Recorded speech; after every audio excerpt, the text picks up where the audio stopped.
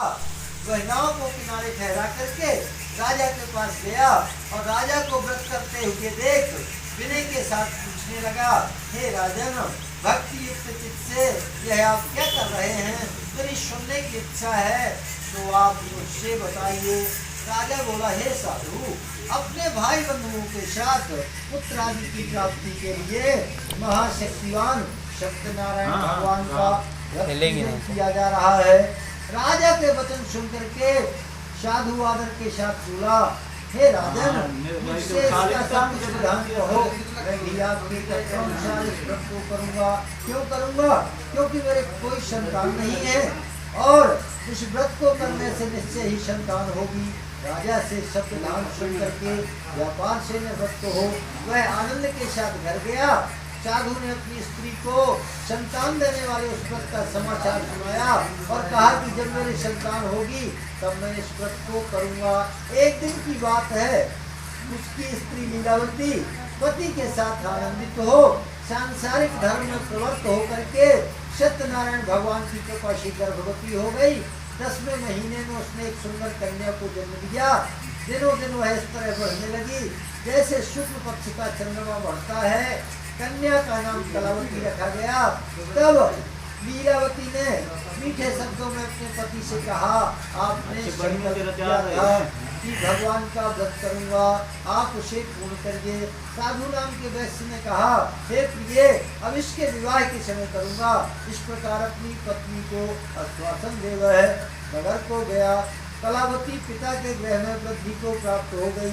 साधु ने जब नगर में शक्तियों के साथ अपनी पुत्री को देखा तो तुरंत ही दूतों को बुला करके पुत्री के वास्ते कोई सुयोग्य वर देख करके लाओ।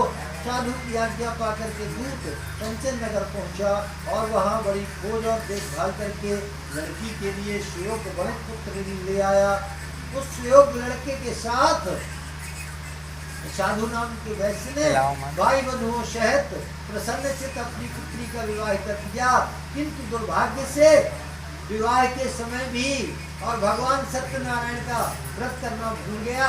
तब भगवान जो है क्रोधित हो गए, श्राप दिया उस वणिक को कि तुम्हें कठिन से कठिन दुख प्राप्त हो। अपने कार्य में कुशल साधु बनिया अपने जमाता सहित समुद्र के समीप रत्नपुर नगर में व्यापार करने लगा। एक दिन भगवान सत्यनारायण की माया से प्रेरित कोई चोर राजा का धन चुरा करके भागा जा रहा था, किंतु पीछे से राजा के दूतों को आता देख करके चोर ने घबराकर भागते हुए राजा के धन को वहीं चुपचाप रख दिया जहाँ वे दोनों ससुर जमाई ठहरे हुए थे। जब दूतों ने साधु वैश्य के पास धन को रखा देखा तो दोनों को बांध कर ले गए और प्रसन्नता से दौड़ते हुए राजा के समीप जाकर के बोले, हम 2 चोर पकड़ करके लाए हैं, देख कर आज्ञा है। तब राजा की आज्ञा से उनको कठिन कारावास में डाल दिया गया और उनका जितना धन था उसे भी छीन लिया गया। सत्यनारायण भगवान के श्राप के द्वारा उसकी पत्नी भी घर पर बहुत दुखी हुई और घर में जो धन रखा था उसे भी चोर चुरा ले गए। शारीरिक व मानसिक पीड़ा तथा भूख प्यास से दुखित अन्य की चिंता में कलावती एक ब्राह्मण के घर गई। वहाँ उसने सत्यनारायण भगवान का व्रत होते देखा, फिर कथा सुनी, प्रसाद ग्रहण करके रात को घर आई। माता ने कलावती से कहा, हे पुत्री, अब तक कहाँ नहीं हुआ तेरे व्रत में क्या है? कलावती बोली, हे माता, मैंने ब्राह्मण के घर श्री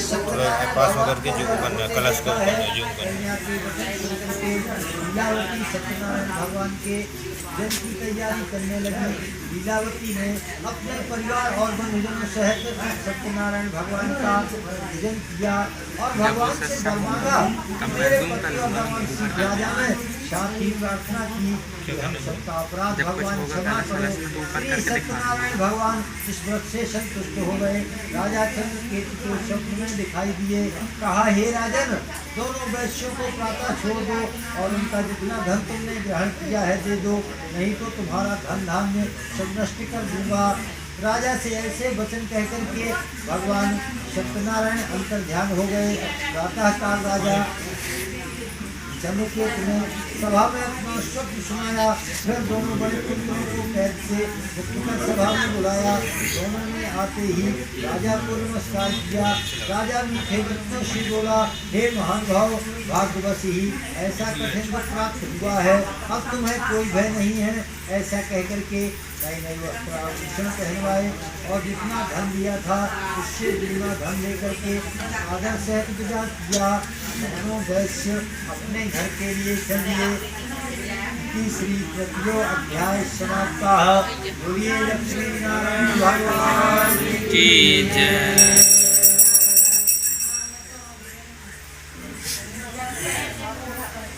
अच्छा दिख रहा है, कुछ लाओ हाथ रखने को, नहीं तो बहुत चलेगी वीडियो। चौथा अध्याय रखने को कुछ लाओ मिलेगी। बोले कि वैश्य ने मंगलाचार करके यात्रा को आरंभ की और उनके थोड़ी दूर निकलने पर भगवान सत्यनारायण ने चंडी का वेश बनाकर के उनसे पूछा, ये साधु तेरी नाव में क्या है? अभिमानी बड़े खस्ता हुआ बोला, ये दंडी आप क्यों पूछते हो? क्या धन लेने की इच्छा है? मेरी नाव में तो बेल के पत्ते भरे हैं, जबकि धन भरा हुआ था। और भगवान से बड़े झूठ बोल गया। वैश्य का कठोर वचन सुनकर के भगवान ने कहा, तुम्हारा वचन सत्य हो, तुम्हारी नाव में बेल के पत्ते भर जाएं। ऐसा कहकर के वहां से चले गए। कुछ दूर जाकर के समुद्र के किनारे बैठ गए। दंडी के जाने के बाद वैश्य ने नित्य क्रिया करने के बाद नाव को ऊंची ऊंची देखा, अचंभा किया तथा नाव में बेल के पत्ते देख करके मूर्छित हो जमीन पर गिर पड़ा। फिर मूर्छा खोलने पर अत्यंत शोक करने लगा।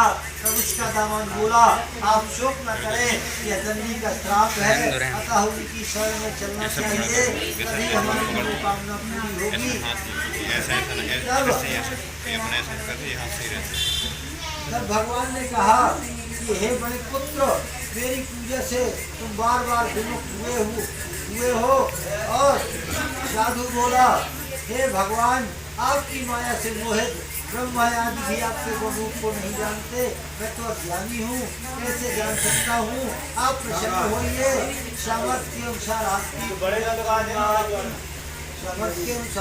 पूजा करूँगा। मेरी रक्षा करो, पहले के समान धन भर दो। उसके भक्तियुक्त वचन सुन करके भगवान सत्यनारायण प्रसन्न हो गए। भगवान कितनी भी गलती करे आदमी और भगवान के सामने अगर क्षमा याचना करे, भगवान जरूर क्षमा करते हैं। अभी तो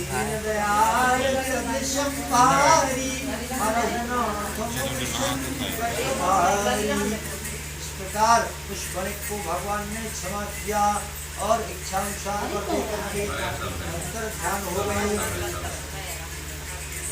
तब बड़े ने आकर के देखा कि नाव धन से परिपूर्ण है, तो वह भगवान सत्यनारायण का पूजन कर साथियों सहित अपने नगर को चला।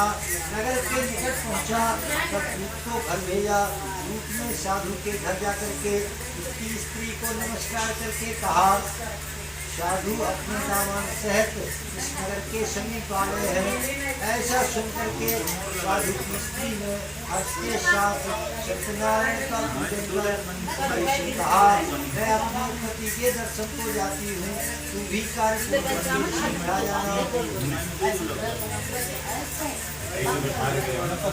कलावती भगवान का प्रसाद छोड़ करके उनके दर्शन के लिए चली जाती है।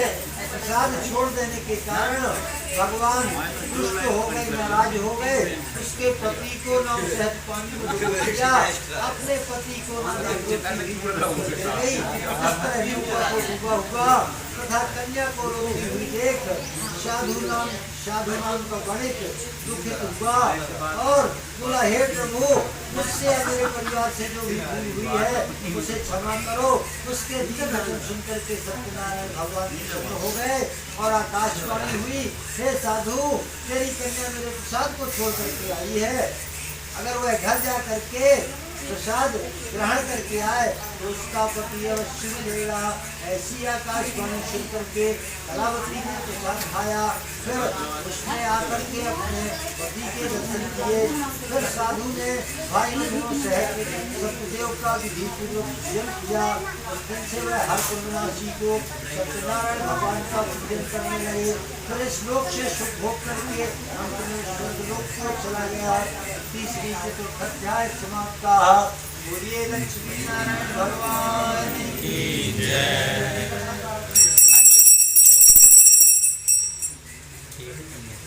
कार्ड लेना ना चलना स्टॉप कर दिया तो पूरी सुनने की पड़ेगी कहाँ पास है 10 मिनट करते समय।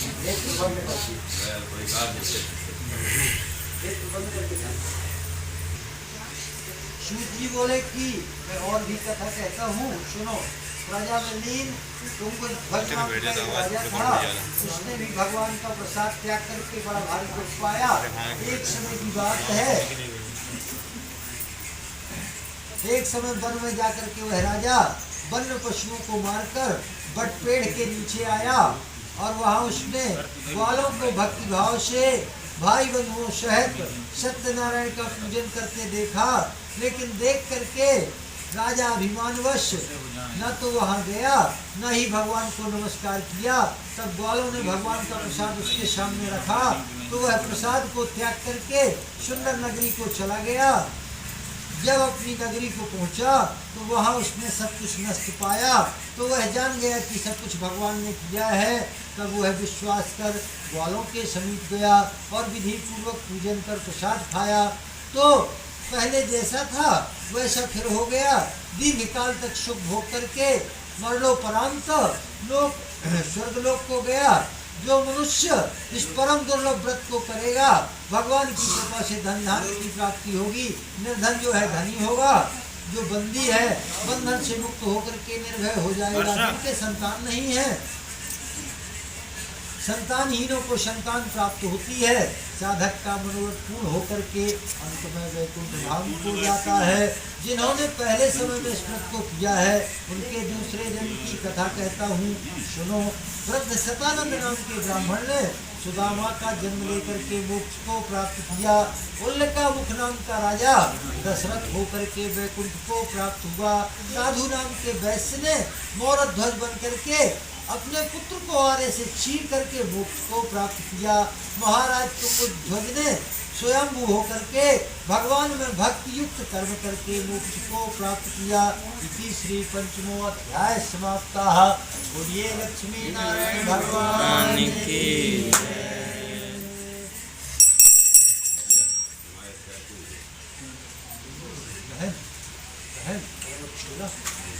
हरि ओम पंचामृतं मया नीतं पयोदधिघ्रत मधुशर्करास्मयकं साभ्यां प्रतिगृह्यताम् अग्निदेवताभ्यो नमः। पंचामृतं स्नानं समर्पयामि।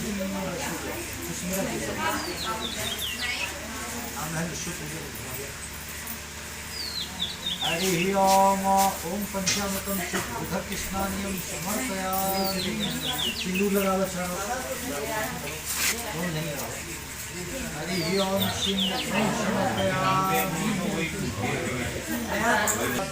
स्वाहा। कुलदेवताभ्यो नमः स्वाहा। ग्रामदेवताभ्यो नमः स्वाहा।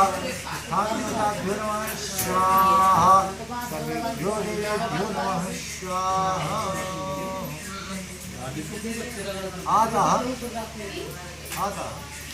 आता हवन की नाम है आवत श्याम से चालू हो।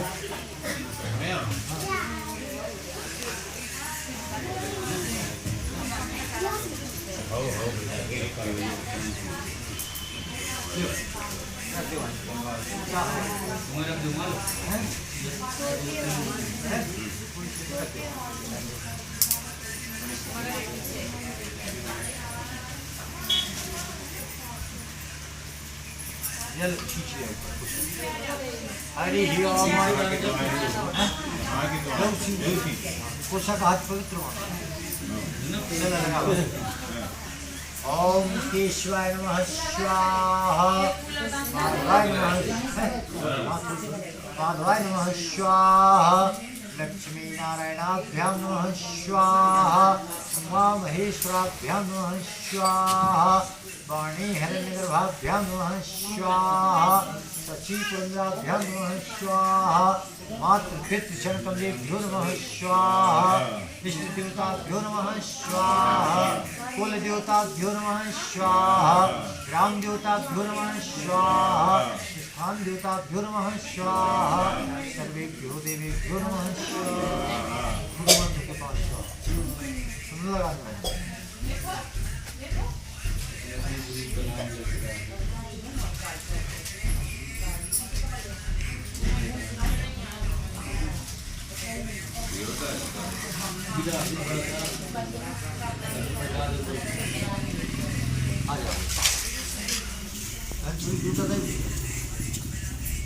हाँ चलो भाई और चलो हवन का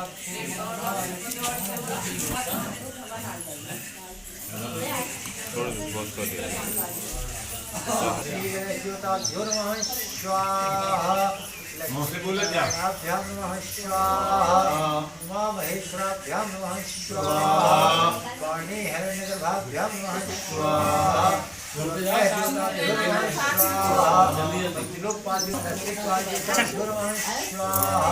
गौरी दिव्यै नमः स्वाहा, मातृपितृशंकरेभ्यो नमः स्वाहा, इष्टदेवताभ्यो नमः स्वाहा, सर्वेभ्यो देवेभ्यो नमः स्वाहा।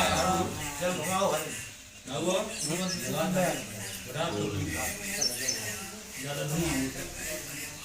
जल घुमा दो हरि ओम। आत्म्यं जलं समर्पयामि अग्निदेवताभ्यो नमः। आई जल गोविंद आ जाओ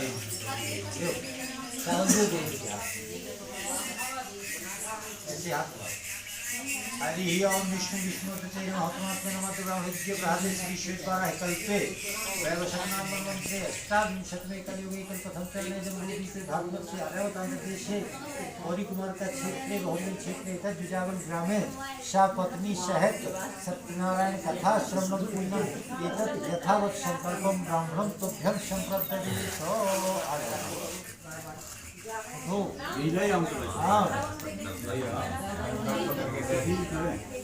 इलाई हां वही में राष्ट्रपति जी के रहे तो यहां बाहर जाऊं ना है ना बहुत बड़ी भाई और जा बहुत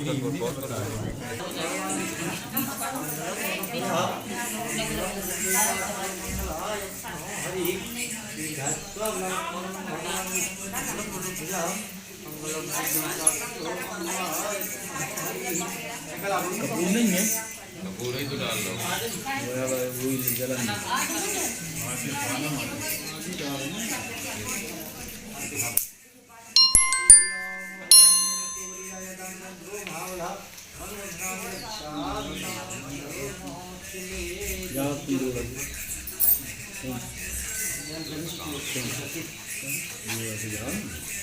तुम्हारा नंबर लग जाएगा।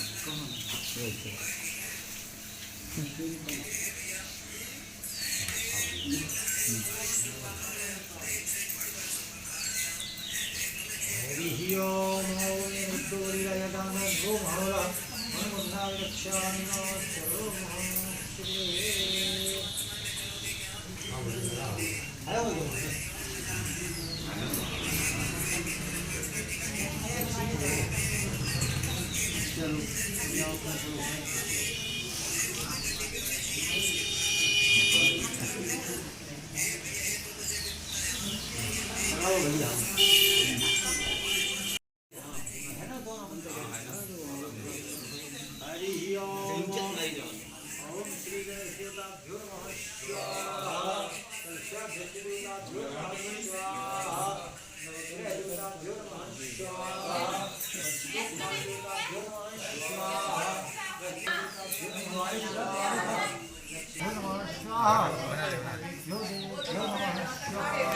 दो दिन का हो गया पार्ट 1 पार्ट 2।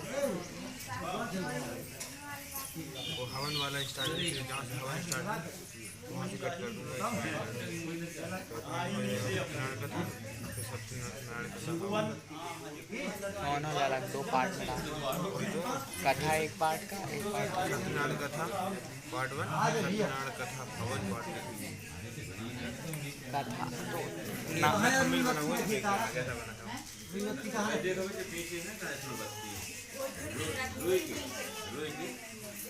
तेल में बोर की तरह दे जरा तो पकड़ ले। अरे धुआं लगा लगा का पंखा चल नहीं यहाँ लगा था, अभी नहीं लगे।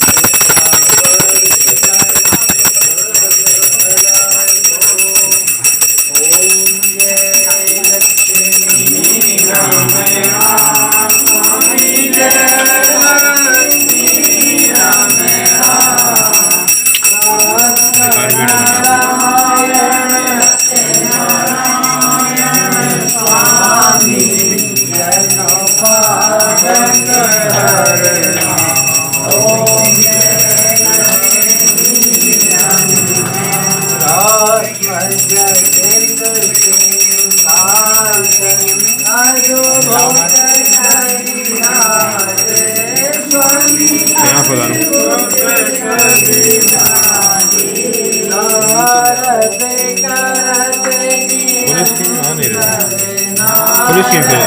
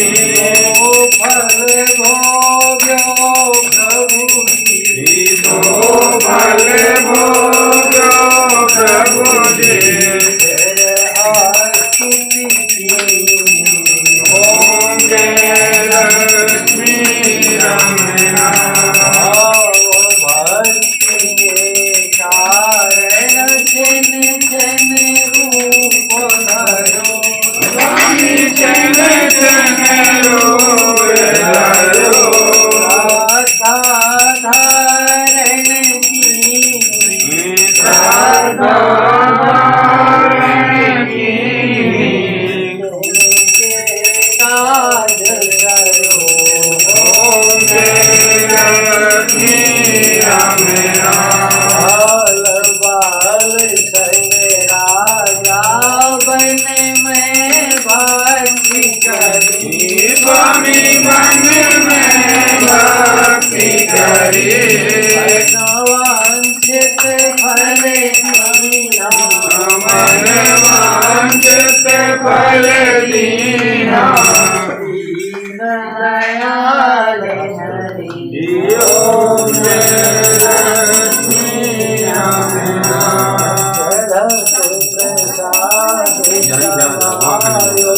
कदली भल देवा स्वामी कदली भल देवा उपदीप तुलसी दे धूप दीप तुलसी दे राजीशन देवा ओम जय लक्ष्मी रमया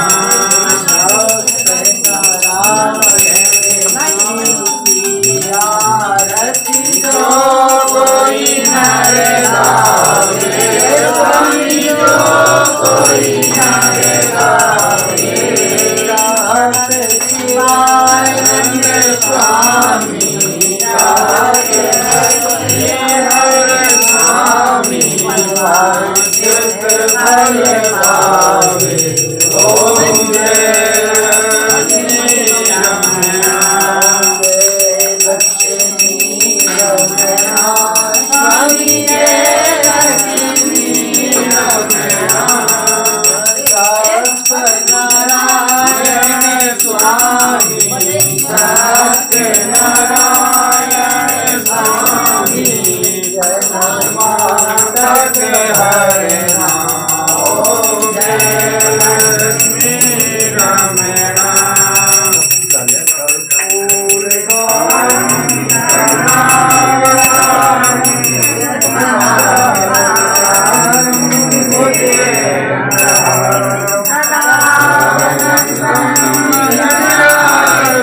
आई नहीं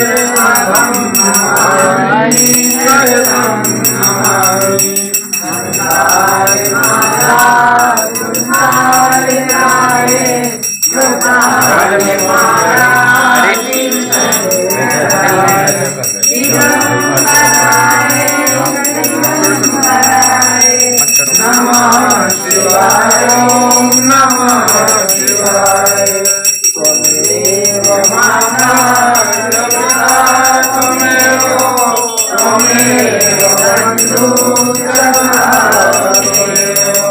त्वमेव विद्या जनम त्वमेव सर्वं मम देव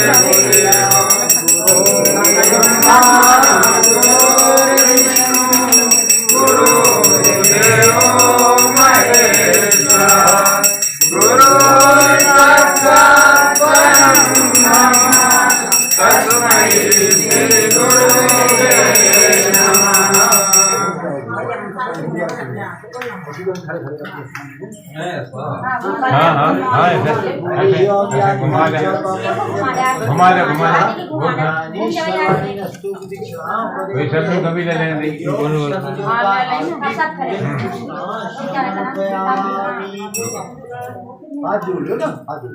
हरि ओम शांताकारं भुजगशयनं पद्मनाभं सुरेशं विश्वाधारं लक्ष्मीकान्तं कमलनयनं योगिभिर्ध्यानं वन्दे विष्णुभवभैरवं शरणं नमो अस्तुनाय सहस्रमुखे सर्पदाक्षरावे